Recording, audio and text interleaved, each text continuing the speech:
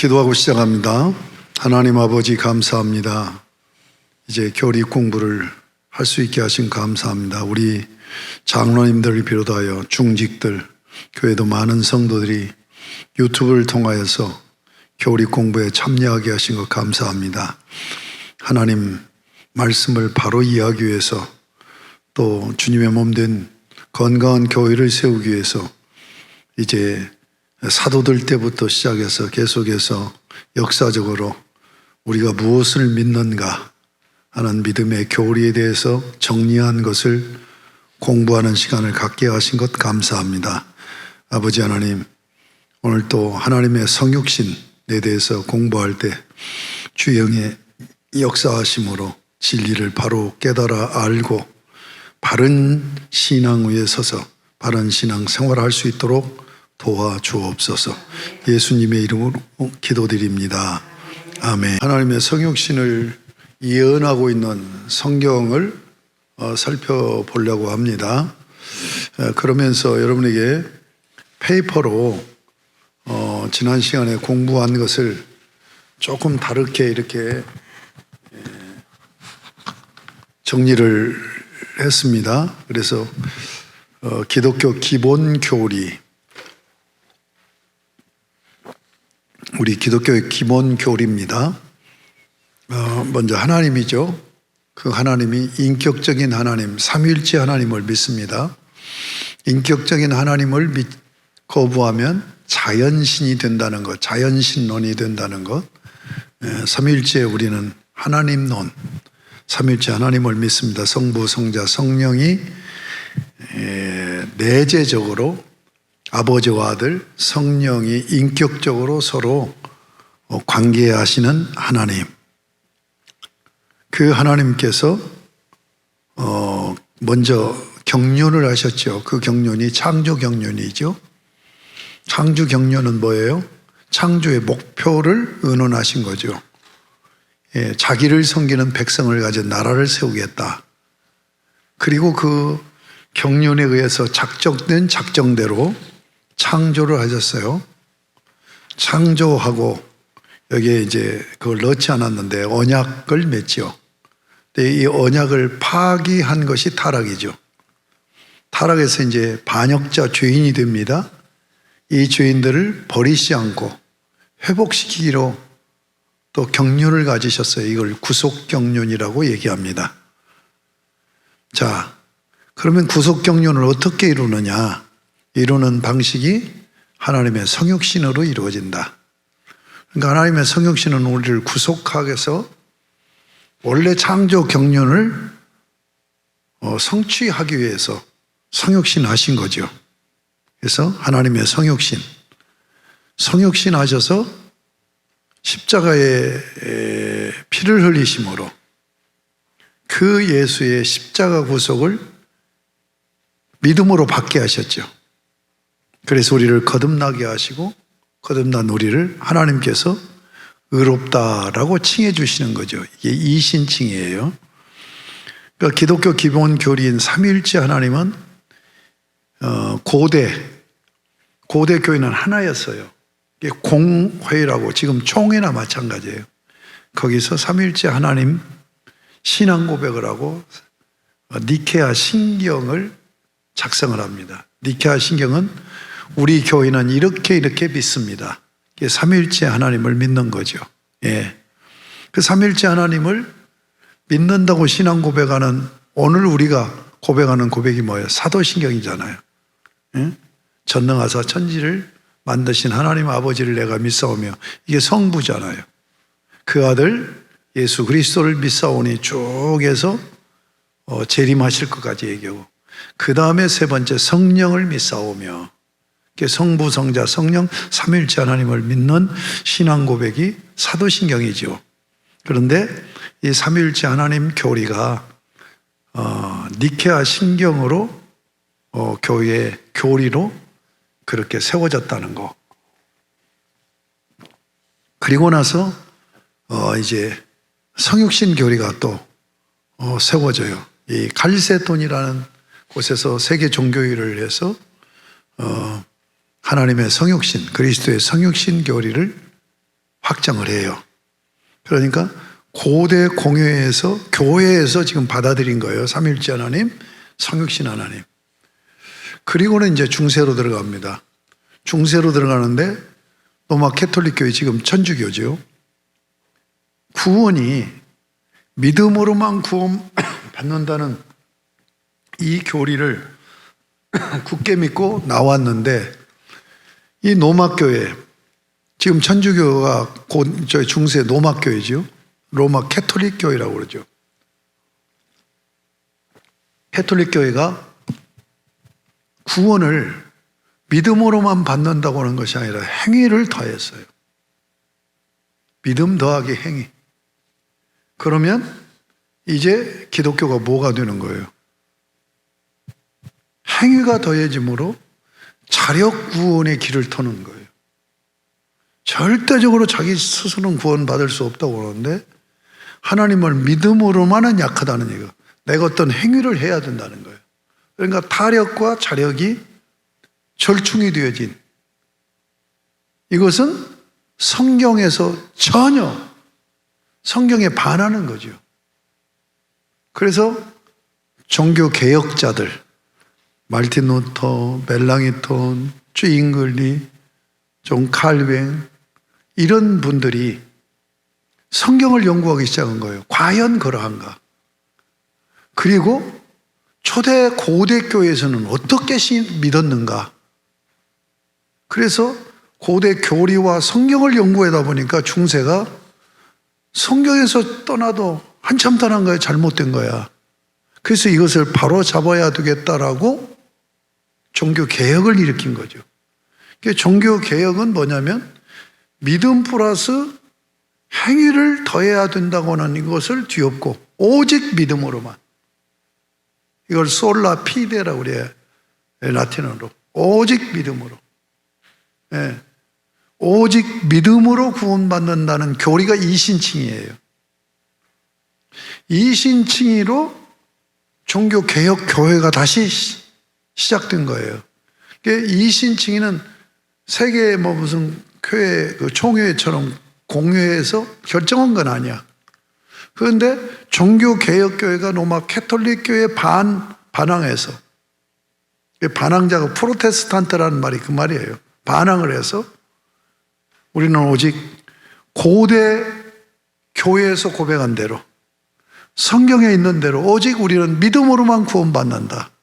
그래서 솔라 피데라는 것을 깃발을 들고 종교개혁을 일으켜서 이게 세 번째 교리가 된 거예요. 그러니까 하나님, 삼위일체 하나님 중에서 성자 하나님이 인간의 몸을 입고 성육신 하셔서 십자가에 달려 죽으심으로 우리를 믿음으로 구원받게 해서 이신칭의까지 온 거죠. 믿음으로 구원받았어요. 거기서 끝나면 안 돼요. 이제 그 다음 얘기는 제주장이에요. 이신칭으로 끝나면 안 되고 하나님 나라가 더해진다. 그러니까 종교개혁 시대는 하나님 나라가 주제가 아니었어요. 믿음으로 구원받느냐, 믿음 더하기 행위로 구원받느냐, 이 문제였거든요. 그래서 이신칭인 거예요. 근데 지금 503주년이야. 이번에 우리가 포럼할 때 503주년 기념 포럼을 했어. 그런데도 아직 이신칭의 교리 갖고 논쟁이 일어나요. 그런데 18세기, 19세기 와서는 신학의 주제가 하나님 나라였어요. 하나님 나라. 이 하나님 나라가 더해져야 돼. 삼위일체 하나님, 성육신 하나님, 이신칭이 하나님 나라로 가야 된단 말이에요. 그러니까 믿음으로 구원받은 자들을 하나님 나라 백성으로 회복시키는 거예요. 살게 하는 거예요. 그러면 그 하나님 나라가 둘로 나눠진다고 그랬죠. 예수님이 성탄하셔서, 성탄절이 가까우는 성탄하셔서 예수님이 재림할 때까지를 지금 하나님 나라, 그리고 예수님이 재림하셔서 이루어지는 완성된 하나님, 아직 하나님 나라, 이렇게 구분된다고 그랬죠. 근데 지금 하나님 나라가 무엇을 통해서 구현되느냐? 교회를 통해서 구현된다. 그러니까 지금 하나님 나라는 교회를 얘기하고 있다. 이렇게 여러분이 이해를 하고 정리를 해야 된다면, 지금 성육신 교리, 지금 그리스도론에서 성육신 교리를 공부하는데 전체적인 교리의 흐름이 이렇게 시스템화되어 있다. 사상 체계를 이루고 있다.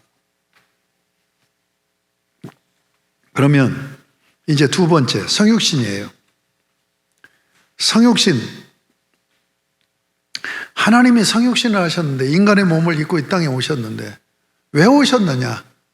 두 가지 의도로 오셨단 말이에요.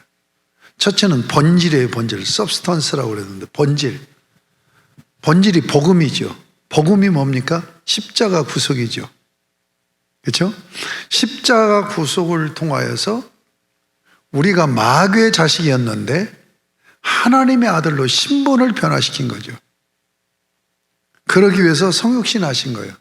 그러니까 우리의 인간의 육신의 몸을 입고 와서 십자가에 달려 죽으심으로 우리의 영혼만 구원하는 것이 아니라 우리의 육신까지도 구원해서 영화롭게 하셨느니라 하는 것은 바로 예수님의 부활의 몸처럼 우리가 되어진다는 거죠. 그 일을 위해서 성육신 하신 것이에요. 예. 그 다음에 거기서 끝나지 않아요. 그렇게 해서 우리를 구원해서 신분의 변화를 시켜놓은 것으로 맞춰지는 게 아니라 이제는 삶의 변화를 어떻게 살아야 돼요? 창조 경륜이 하나님을 섬기는 백성을 가진 나라잖아요. 하나님을 섬기는 거룩한 삶으로 가야 돼요. 이게 성화란 말이에요. 이 거룩한 삶을 살게 하기 위해서 예수님이 십자가에 달려 죽으시기 전에 3년 동안 공생의 사역을 하신 거예요. 공생의 3년 동안 예수님이 공생의 사역을 하면서 공생의 사역을 마칠 때가 언제예요? 요한복음 13장에서 마지막 유월절 만찬석상이에요. 유월절 만찬을 하려고 제자들을 불러 모아놓고 당신이 허리에 수건을 동이고 물을 떠서 제자들의 발을 씻겨요. 그래서 섬기는 거예요. 섬기는 거예요. 그러면서 뭐라고 얘기해요? 본을 보였노라. 그러니까 하나님 섬기고 이웃을 섬기고, 하나님을 섬기는 백성으로 사는 삶이 뭐냐? 하나님 섬기고 이웃 섬김이란 말이에요. 이것을 3년 동안 공생의 삶을 통해서 본을 보여주시고 십자가를 지시고 피 흘려 죽으심으로 우리를 구원하시고, 구원하신 이유가 뭐냐? 너희를 왜 구원했느냐? 나처럼, 내가 공생에 3년 동안 사는 것처럼 너희도 그렇게 살아라. 그러니까 우리는 구원만을 얘기하면 안 된단 말이에요. 구원받은 우리는 예수님처럼 살아야 된다는 얘기예요. 예수님처럼 사는 게 뭐예요? 하나님 섬기고 이웃을 섬기는 하나님의 백성으로서 사는 삶이다. 이게 성육신 하신 본질적인 의도예요. 그러니까 본질적으로는 육신을 입고 이 땅에 와서 공생의 삶을, 육신을 입고 공생의 삶을 사셨잖아요. 3년 동안. 그리고 육신을 입고 십자가에 달려 육신적으로 죽으시고 부활하셔서 우리의 몸까지도 구원해서 부활하시는 그 일을 위해서 하나님의 성육신 하셨다. 정리가 됩니까? 그 다음에 두 번째는 문화적인 상황이에요. 이것은 무슨 얘기냐면 하나님이 우리에게 하나님으로 오세요. 그래갖고 하나님의 언어로 말하세요. 그러면 교통이 되겠습니까? 소통이 되겠어요? 응? 미국만 가도 영어 모르면 소통이 안 되잖아요. 근데 하나님이 하나님으로 오셔서 소통이 되겠냐고요. 그러니까 하나님이 인간으로 오셔야 되는 거예요. 이게 문화예요. 문화적인 상황이에요. 그래서 하나님이 우리 인간의 몸을 입고 오셔서 인간 문화 속에서 사시면서 진리를 말씀하시고 복음을 말씀하신 거예요. 여러분, 성경 기록을 보면 창세기 1장에서 요한계시록까지 모두가 다 상황이에요. 지금 하나님이 말씀을 하시는데 이게 이제 성경이니까 저자죠, 저자. 그리고 그 말씀을 받는 사람은 뭐라고 그래요? 독자라고 그러죠. 근데 독자가 제1독자가 있고 제2독자가 있습니다. 저와 여러분은 제2독자예요. 제1독자는 누구냐면 그 말씀이 기록되었을 때 그 말씀을 받는 독자예요. 그러면 우리가 성경 보면 어려운 내용들이 많지요. 그 어려운 내용이 두 가지 때문에 어려워요. 하나는 진리이기 때문에 어려운 거예요. 진리이기 때문에 쉬운 게 아니에요. 진리를 뭐 코미디처럼 얘기할 수가 없잖아요. 진리이기 때문에 어렵고, 두 번째는 뭐냐? 지금 우리 문화, 그리고 우리가 제일 독자가 아니기 때문에 어려운 거예요. 그러니까 제일 독자가 알아듣게 말씀을 하고 있다는 얘기예요. 아시겠습니까?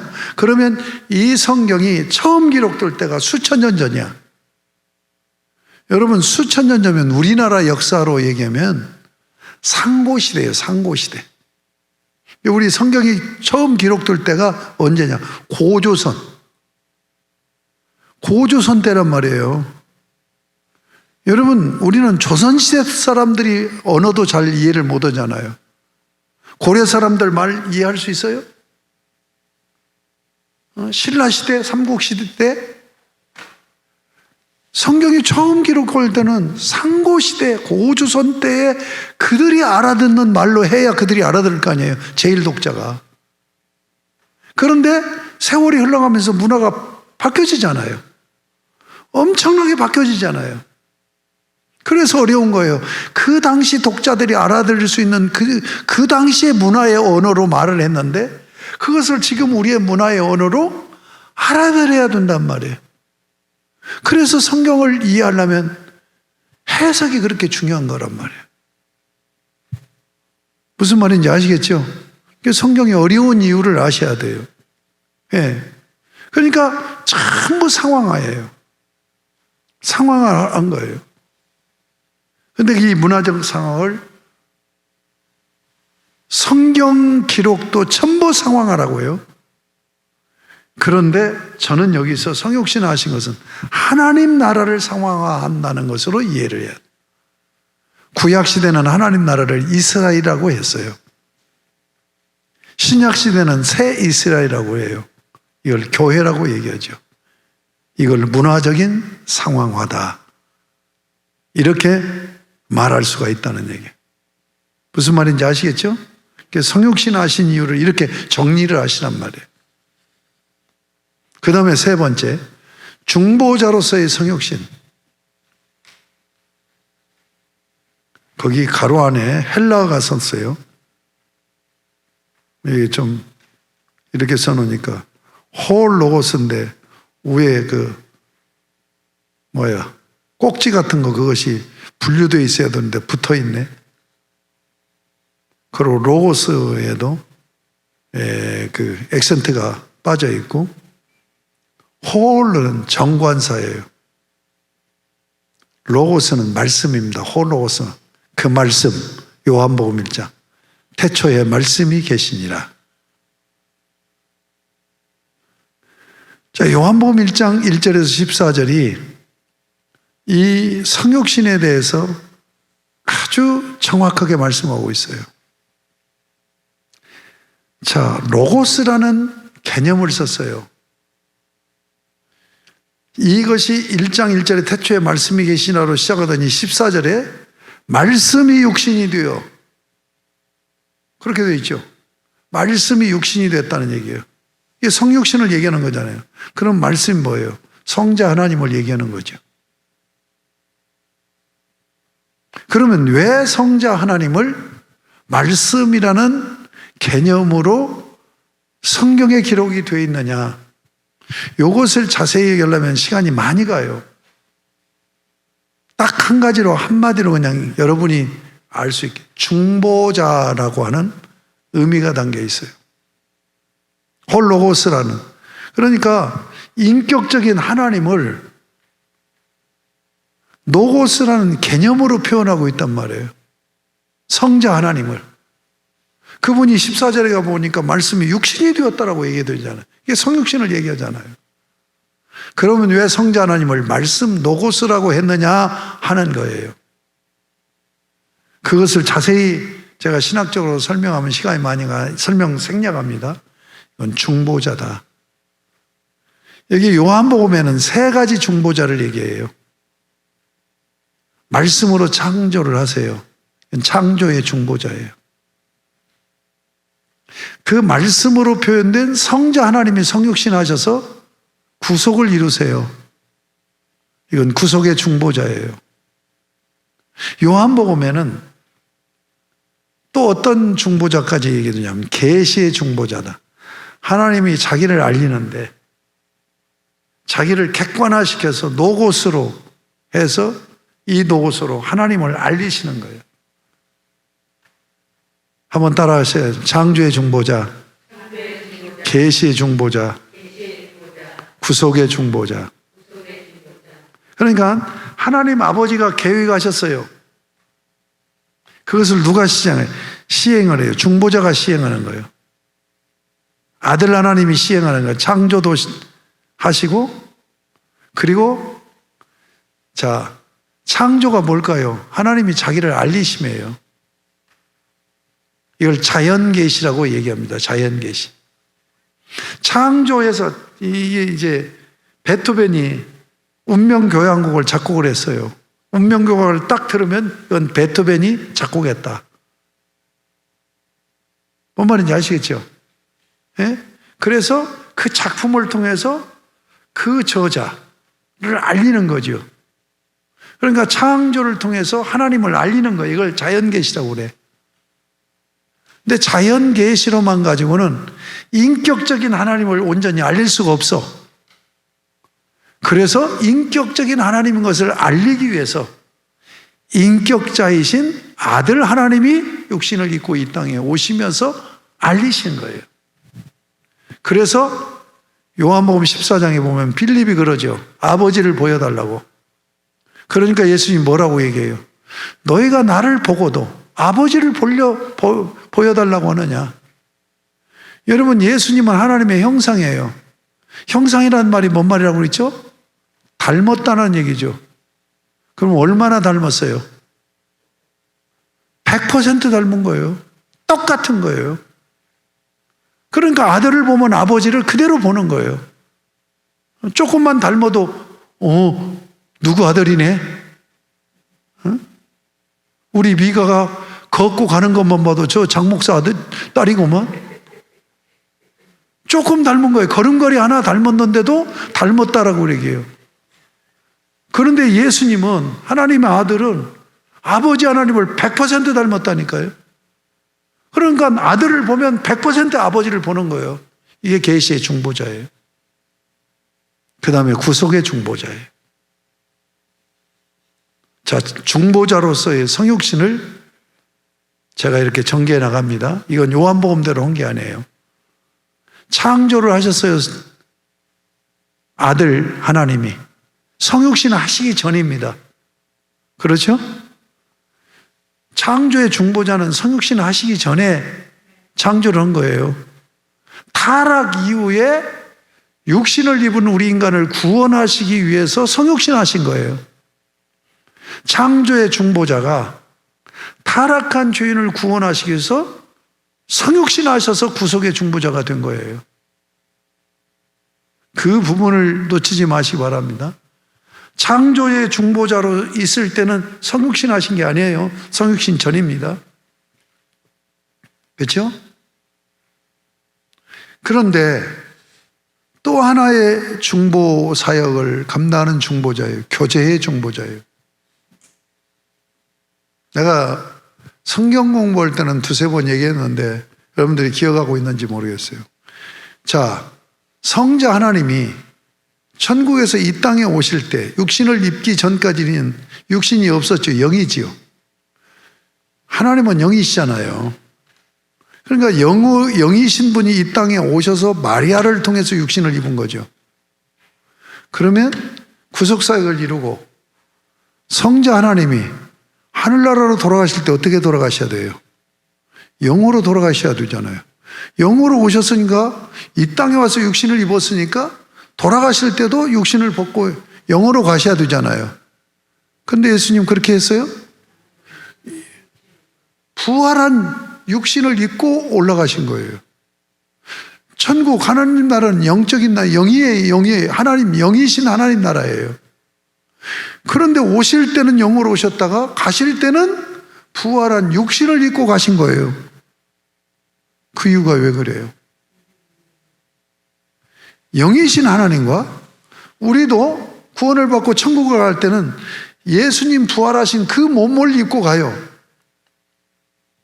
그 몸은 자연 질서에 매이지 않는 몸이에요. 지금 우리는 자연 질서에 매여서 햇빛 안 받으면 못 살아요. 여러분 비타민 D 먹어요? 비타민 D 복용하냐고? 큰일 날 사람들 있네. 우리 한국 사람은 여성이 더 높아요. 화장을 많이 하니까. 89%인가가 결핍이에요. 비타민 D 결핍이에요. 남자가 82%인가 되고. 그런데 햇빛을 덜 받는 여름보다도 겨울은 훨씬 더 결핍이에요. 여러분 비타민 D 결핍하면 골다공증 와요. 칼슘을 받아들여서 뼈를 튼튼하게 하려면 반드시 비타민 D가 들어가야 돼. 그러니까 여러분이 꼭 먹어야 될 것이 비타민 D예요. 이것은 내 몸에서 생성이 안 돼. 이 바보들아. 비타민 B 꼭 먹어야 된다니까? 근데 비타민 D를 안 먹고 있으면 안 되지. 비타민 D는 다 꼭 먹어야 돼. 우리 애 보고, 수진이 보고, 너 비타민 D 먹니? 안 먹는다. 그게 내가 답답해서 사준다니까. 먹으라고. 응? 내가 뭔 얘기하다 이 얘기 나온 거야. 응? 이 얘기를 너무 진지하게 하다 보니까 본론을 잊어버렸네. 응? 어쨌든 예수님이 영으로 이 땅에 오셔서 육신을 입었는데 갈 때도 가는데 그 얘기를 하죠. 우리의 지금 육신은 햇빛을 안 받으면 못 산다니까요. 공기 안 마시고 햇빛 안 맞으면 못 살아요. 이게 자연 질서라는 법에 매여서 살기 때문에 그래요. 부활하면 자연 질서가 영의 질서 속으로 들어가요. 여러분 예수님 부활할 때 우리가 자연 질서에 몸을 입고 있다고 한다면 여러분이 예수님이 재림해서 부활할 때 비행기에서 줄 내려가지고 목 얽어매가고 끌고 올리는 것처럼 다 그렇게 올려야 올라가요. 왜 그런 줄 압니까? 지구의 중력 때문에 지작의 힘이 강하게 끌어다니는 힘이 있기 때문에 돌멩이를 세게 던지면 그 가속도가 붙어서 힘이 붙어가지고 지작에서 끌어다니는 힘보다 더 세니까 나가는 거예요. 나가다가 점점 지작이 힘에 말려가지고 떨어져요. 뭔 말인지 아시겠죠? 이게 자연 질서의 매인 거예요. 그런데 예수님이 재림하셔서 우리가 부활할 때, 부활해서 천국에 들어갈 때는 예수님이 부활하신 몸으로 천국 들어갈 때와 똑같이 가요. 이게 영의 질서 속에 들어가는 거예요. 그러면 교제의 중보자라는 얘기는 무슨 얘기냐면 이걸 마시니까 목에 자꾸 걸리네.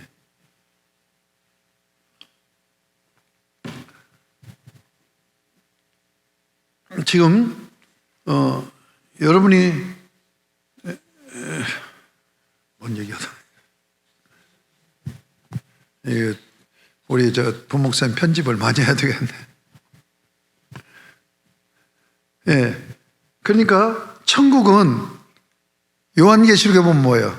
햇빛과 달빛이 필요 없다고 그러죠. 그것이 필요한 것은 자연 질서예요. 하나님 나라는 영의 질서예요. 그래서 햇빛이 있으면 반드시 그림자가 생기죠. 그렇죠? 천국은 요한계시록에 뭐라고 했어요? 그림자가 없는 곳이라고 그랬어요. 그러면 우리가 예수님이 부활하신 몸으로 천국에 들어간 것처럼 우리의 육신이 다 구원받아서 하늘나라로 들어가요. 영이신 하나님과 육이라는 물질로 되어 있는 인간하고는 같이 있을 수가 없어요. 반드시 중간 역할을 해야 돼요. 이게 중보자 사역이란 말이에요. 이게 교제의 중보예요. 천국에서 영이신 하나님과 육신을 입은 우리 인간과를 중보하시는 거예요. 교제하도록. 그래서 예수님이 우리와 똑같은 육신을 부활하신 몸으로 천국에 가신 거예요. 그래서 부활한 몸을 가진 우리 인간과 영이신 하나님과를 연결시키고 소통시키고 교제케 하시는 거예요. 아시겠습니까? 그 얘기예요. 창조의 중보자는 성육신 하시기 전이라는 것, 타락하고 죄 지은 후에 성육신 하신 거잖아요. 언제요? 2000년 전에 마리아로 통해서 탄생하셨잖아요. 이 구속의 중보자예요. 그런데 그 육신이 영화된 몸으로 천국에 예수님이 입고 가셔서 우리가 천국에 들어갈 때 영화된 육신을 입고 들어가는 우리와 영이신 하나님과를 교제 관계를 맺게 하기 위해서 중보자로 오셨다. 정리가 되셨습니까? 그러면 이제 그렇게 하고 5절 바로 들어가겠습니다. 하나님의 성육신 예언. 하나님이 성육신 하신다는 것이 성경에 많이 구체적으로 실제적으로 예언되어 있다는 거예요. 여러분, 우리의 신앙은 성경입니다. 그러니까 성경 말씀대로 믿는 거예요. 그러면 성육신 하신 것이, 자 보세요. 예수님이 마리아를 통해서 성탄을 하셨어요. 그런데 이것을 하나님이 성육신 하신 것으로 이해도 하고 그 이해를 거부하기도 한단 말이에요. 예? 하나님이 위에서부터 내려오셔서 인간의 몸을 입고 우리에게 오셨다라고 하는 이 성육신을 거부를 한다니까요. 그래서 이단들이 나오는 거예요. 예. 그래서 우리가 처음 이 그리스도론 배울 때 하강기독론, 상승기독론 그거 얘기를 나눴잖아요. 그러니까 인간인데, 우리와 똑같은 인간인데 신적인 기운이 강해가지고 아주 신앙을 잘한단 말이에요. 그러니까 하나님이 신으로 여겨줬다. 이게 반신사상이에요. 반신사상. 이걸 성육신을 거부하는 거예요. 여러분, 예수님이 성모 마리아에서 탄생한 것이 하나님이 인간의 몸을 입고 이 땅에 그 탄생 사건이 몸을 입고 오셨다는 증거가 어디 있느냐는 얘기예요. 네? 예수님이 마구간에서 성탄하신 것이 하나님이 인간의 몸을 입고 온 것인가를 증거하라고 하면 뭘로 증거를 대냐는 얘기예요. 성경에 증거하고 있단 말이에요. 그렇게 오셔서 육신을 입고 하나님이 이 땅에 오셔서 구속하실 것을 성경에 여러 곳에서 구체적으로 예언하고 있단 말이에요. 그 예언의 말씀을 믿기 때문에 우리가 성육신 하신 하나님을 신앙하는 거예요. 첫 번째,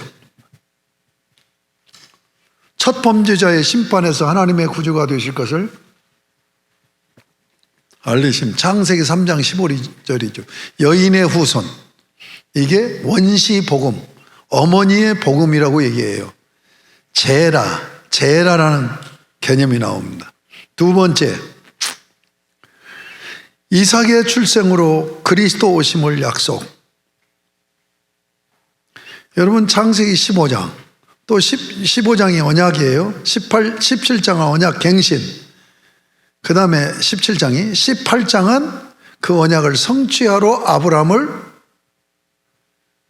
인간의 모습을 가지고 세 분이 방문해 오셔서 아담과 나오는 대화 내용이죠. 그래서 이삭의 출생으로 그리스도가 오실 것을 미리 보여주고 있다는 얘기예요. 여러분, 이 성경 구절들을 찾아보시라고 그랬죠. 거기 보면 75쪽에 셋째 줄, 그리스도 자신이 이 진리를 확증하셨다. 예수님이 이 진리를 확증하셨어요. 너희 조상 아브라함은 나의 떼볼 것을 즐거워하다가 보고 기뻐하였느니라. 요한복음 8장 56절이에요. 지금 예수님이 뭐라고 얘기해요? 지금 수천 년 전 후에 예수님 오셨잖아요. 예수님 오시기 전에 수천 년 전 분이 지금 아브라함이잖아요.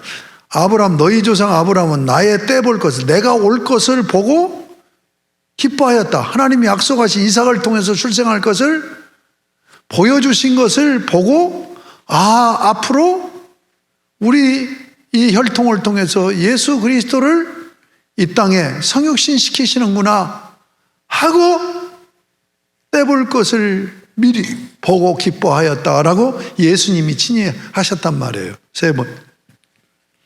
하나님이 선지자로 오실 것이 약속되었음. 여기 보면 모세가 신명기 18장 15절에서 나와 같은 선지자를 보내줄 것을 얘기해요. 모세는 선지자 되신 예수 그리스도를 미리 보여주는 그림이에요. 그림 언어예요. 그래서 모세가 나는 그림인데 실제가 오신다 하는 것을 예언했다는 얘기예요. 그래서 네 번째, 하나님이 동정녀 탄생으로 오실 것을 예언했어요. 성육신 예언이 기원전 예수님 오시기 전에 700년 전에 예언된 책이 이사야 성경입니다. 이사야서에 집중적으로 예언이 돼요. 보라, 처녀가 잉태하여 아들을 낳을 것이요 그 이름을 임마누엘이라 하리라. 처녀가 잉태하여 아들을 낳는다고, 근데 마리아를 통해서 예수님이 오셨잖아요. 그 이름을 임마누엘이라. 그래서 마태복음 1장 21절 23절 보면 이름을 예수라 하라. 예수라는 이름은 뭐예요? 구약의 여호수아, 그 다음에 호세아, 예수아, 이게 같은 이름이에요. 자기 백성을 구원할 자라는 얘기죠. 그래 놓고는 이사야 7장 14절을 인용하지요. 임마누엘은 뭐예요? 하나님이 우리에게 거처를 정하시고 함께 하신다. 그런 의미죠. 이것이 요한복음 1장 14절에 말씀이 육신이 되어 우리 가운데 거하신다. 스케노, 거주하신다. 장막 치신다. 그런 의미입니다. 다섯 번째, 하나님이 한 아이로 나심을 예언. 이것도 이사야서 9장 6절을 얘기하고 있는 거죠. 하나님이 영존하신 아버지인데 한 아들로 오신다. 나신다. 이걸 이제 보고 자칫하는 보면 삼위일체 교리에 대해서 우리가 믿는 삼위일체 교리를 의심을 할 수도 있어요. 삼위일체 교리 중에서 이단적인 교리가 두 가지가 있어요. 하나는 양태론적 삼위일체로 있고 하나는 동력적인 삼위일체론이 있어요. 양태론적 삼위일체론이 뭐냐면 이런 얘기예요. 내가 설명하면 장일권이가 한우리교회 담임 목사예요. 집에 가면 여영옥 사모의 남편이 돼요. 우리 아이들에게는 아빠가 되는 거야. 한 사람이 목사도 되고 남편도 되고 아버지도 된단 말이에요. 이게 양태론적인 이해예요. 그러니까 하나님이 아버지도 되고 아들도 되고 영도 된다. 이것은 우리가 믿는 삼위일체론을 지금 오용하는 거예요. 그런데 여기 이사야서 9장 6절에 보면 한 아이가 한번 읽어보면 이는 한 아기가 우리에게 낳고 한 아들을 우리에게 주신 바 되었는데 그 어깨는 장사를 맺고 그 이름은 기묘자라 모사라 전능하신 하나님이라 영존하시는 아버지라 평강의 왕이라 할 것입니다. 그러니까 성육신을 아버지 하나님이 한 것으로 그렇게 되지잖아요. 요 부분이 이제 신학적인 이제 논의가 되지고 논쟁이 되지는 문제예요. 그래서 이 책을 기술한 그 세계적인 석각 서철원 박사는 삼위일체의 존재 방식과 사역 방식을 나눠서 설명을 해요. 그런데 그 특징은 이 삼위일체 하나님이 항상 나타나실 때, 존재할 때나 사역할 때나 나타나실 때는 분리되지 않는다. 이렇게 이제 주장을 해요. 근데 그건 어려운 부분이니까 여러분은 그런 거 몰라도 되고 어려운 건 모르고 믿는 게 편해요. 그죠? 예. 그 다음에 6번째, 하나님이 이세 후손으로 오심을 예언. 이세의 줄기에서 한 싹이 나며. 이세가 누굽니까? 예? 그렇죠. 다윗 가문으로 온다는 얘기예요. 여기 또 다윗의 줄기, 다윗의 씨, 뿌리, 이런 표현들을 쓰고 있어요. 그러니까 구약 이스라엘을 통로로 해서 오신다고 했는데 그대로 오셨잖아요. 그러니까 여러분은 이 예언의 말씀과 이 예언의 말씀이 성취된 말씀들을 함께 봐야 되는 거죠. 예. 그 예언, 구약에 예언된 것이 실제로 이렇게 성경에 이루어짐을 증언하고 있다. 이렇게 정리를 하셔야 되겠죠. 그 다음에 하나님이 육신으로 나타나실 것을 예언했어요. 이것도 이사야서 17장 7절 말씀으로 예언되어 있어요. 그 다음에 여호와가 광야에 오실 것을 예언했고, 그 다음에 하나님이 성육신하여 상함받을 것을 예언했고, 지금 계속 이사야잖아요. 이사야가 메시아를 약속한 아주 가장 중심적이고 핵심적인 성경입니다. 10번째, 하나님이 완전한 사람으로 오실 것을 예언. 이사야서 53장 2절 또 말씀이 되어 있잖아요. 이게 성취된 말씀을 보시고, 그 다음에 11번, 하나님이 성육신하여 한 사람으로 나심으로 새 인류의 조상이 되심을 예언함. 이사야서 8장 18절, 보라 나와 및 여호와께서 내게 주신 자녀들이. 이 히브리서 2장 13절로 성취되는 것을 볼 수가 있어요. 이것이 신학적으로 어떻게 표현하면 대표 원리예요. 대표 원리. 그래서 창조되어질 때 첫 아담, 인류를 대표해요. 그래서 아담이 타락해서 그 죄가 전가돼서 우리가 원죄인이 된 거예요. 그런데 예수 그리스도께서 둘째 아담으로 오셨어요. 이것이 고린도전서 15장에서 증거하고 있는 거예요. 대표 원리예요. 그래서 우리를 살리는 영으로 역사하셔서 우리에게 영생을 주신다는, 이런 것이 다 예언되어 있다는 얘기예요. 그 다음에 12번, 사람이 되신 하나님이 멸시와 간고를 겪으심을 예언하고 있어요. 시편 22편에도 십자가에 달려 죽으시고 피 흘리시는 것을 다 예언하고 있잖아요. 이사야서 53장 3절에서부터 11절까지가 고난받는 종의 노래를 얘기하고 있죠. 그 다음에 13번, 성육신하신 구주가 성령으로 역사하실 것을 예언했단 말이에요.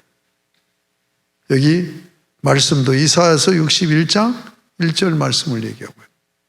성령은 그리스도의 영입니다. 또는 그리스도의 부활의 영이라고도 얘기해요.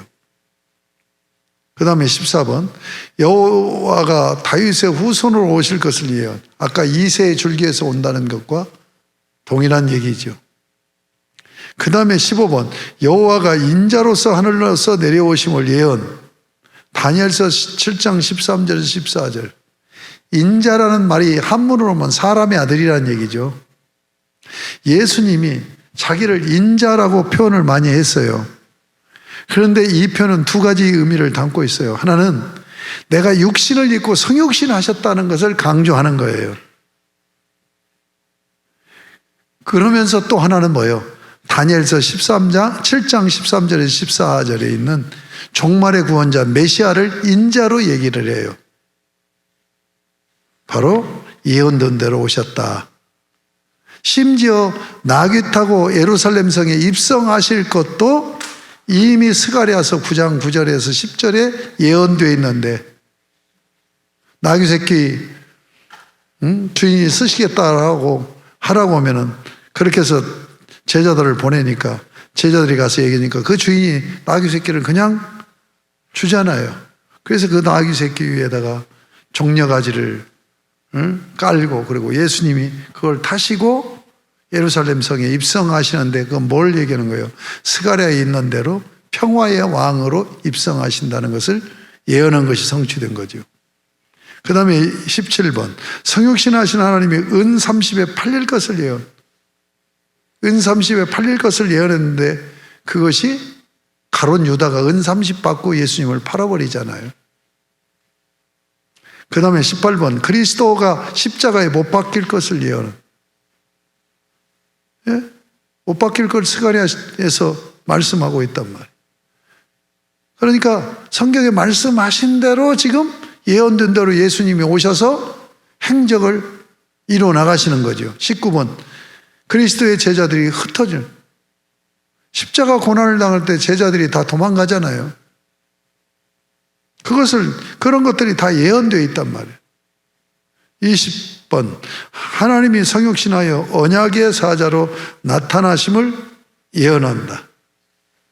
말라기서 3장 1절 2절에서 예언하고 있는데 이것이 요한복음에서 그대로 성취되어진다.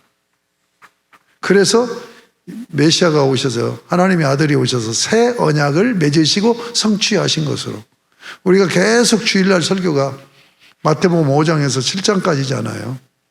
이제 한 주 하면은 다 산상순이 맞죠. 이게 새 언약의 율법이잖아요. 예. 그 다음에 21번 그리스도의 전령 세례 요한이 엘리야로 옴을 예언한 이것까지도 다 예언되어 있단 말이에요. 자, 지금 무엇을 얘기하는 거예요? 하나님의 3장에서 하나님의 성육신을 공부하면서 하나님의 성육신, 그러니까 예수님이 이 땅에 마리아를 통해서 탄생을 성탄하였단 말이에요. 그런데 그것이 어찌 하나님이 육신을 입고 오셨다는 증거냐? 이렇게 물을 때 성경에 이렇게 많이 예언되어 있는 대로 구체적으로 실제적으로 예언된 대로 예수님이 오셔서 그대로 행하시지 않았느냐. 그러므로 하나님이 성육신 하신 것이다. 성탄하심이 하나님의 성육신이다. 이것을 증거하고 있는 거예요. 예, 변증적인 증거를 하고 있는 거예요. 응? 여러분은 이미 이제 우선 예수를 믿어서 구원의 확신 가운데서 이렇게 정리 안 해도 성경을 읽으면서 이것을 확신하고 있죠. 응?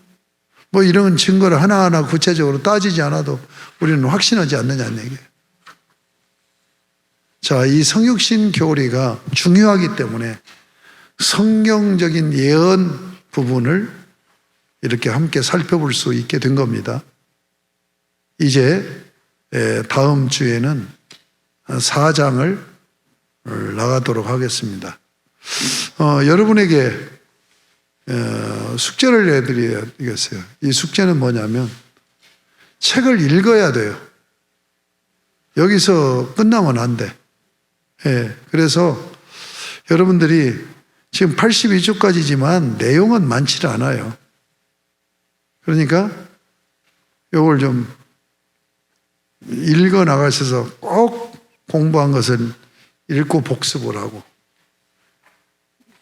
예습도 좀 해보세요. 이 4장 그리스도의 인격. 이제 4장은 성육신하신 하나님이 어떻게 존재하시느냐. 그 그리스도의 존재를 얘기하는데 인격으로 존재하신다. 그래서 인격을 공부하게 되는 겁니다. 이 부분도 한번 읽고 오시면 제 강의 들을 때 훨씬 더 살아있는 강의를 듣게 될 거예요. 질문이 있습니까? 기도하고 마치겠습니다. 하나님 아버지 고맙습니다. 성육신 교리 얼마나 중요한 우리 신앙의 핵심적인 교리인가를 살펴보았고 예수님이 성탄하신 것이 하나님의 인간의 몸을 입고 이 땅에 오신 것이냐는 증거를 성경에서 구체적으로 실제적으로 나열하고 있는 것 살펴보았고 그 예언된 말씀대로 예수님은 성육신하셨고 성육신하셔서 십자가에 달려 죽으셔서 구속하시기까지 모든 행적이 예언되어 있는 대로 이루어지는 것을 확인하면서 아버지 하나님 우리의 믿음의 지식을 더함으로 더욱더 굳건히 서는 저희들 되게 하여 주시옵소서. 예수님의 이름으로 기도드립니다. 아멘.